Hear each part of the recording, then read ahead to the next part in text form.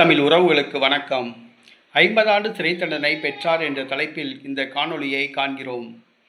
திண்டுக்கல் மாவட்டம் நத்தம் பகுதியை சார்ந்த தர்மராஜ் என்ற இளைஞர் 2 ஆண்டுகளுக்கு முன்பாக இவர் 16 வயது சிறுமியை காதலிப்பதாக கூறி கடத்தி சென்று வன்கொடுமை செய்தார். தர்மராஜுக்கு 24 வயதாகிறது. 2 ஆண்டுகளுக்கு முன்பாக இந்த சிறுமியை கடத்தி சென்று வன்கொடுமை செய்தார். காவல் நிலையத்தில் புகார் அளிக்கப்பட்டது. வழக்கு தொடுக்கப்பட்டது. நேற்றைய தினம் திண்டுக்கல் மாவட்ட மகிழா நீதிமன்றம் பரபரப்பு தீர்ப்பை வழங்கியது. வன்கொடுமை செய்த தர்மராஜுக்கு 50 ஆண்டு சிறை தண்டனை மற்றும் 15,000 ரூபாய் அபராதம் விதித்து தீர்ப்பு வழங்கியது. இதனை கேட்ட தர்மராஜ் குடும்பத்தினர் அதிர்ச்சி அடைந்தனர்.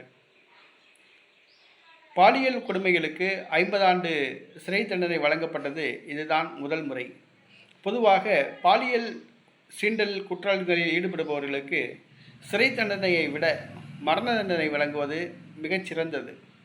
திமுக கடந்த 3.5 ஆண்டுகால ஆட்சியில் பாலியல் கொடுமைகள் அளவுக்கு அதிகமாக பெருகி வருகின்றன.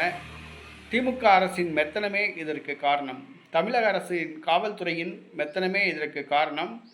காவல்துறை கெடுபிடியாக நடந்து கொள்ளவில்லை, மெத்தனமாக நடந்து கொள்வதுதான் காரணம்.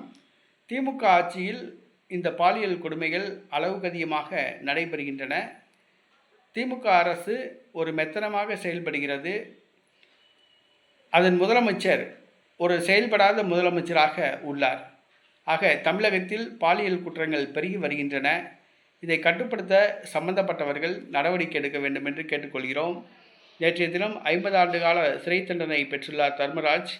இது பாலியல் குற்றங்களில் ஈடுபடுபவர்களுக்கு ஒரு பாடமாக இருக்கும். இதனை முன்னெச்சரிக்கையாக எடுத்துக்கொள்ள வேண்டும்.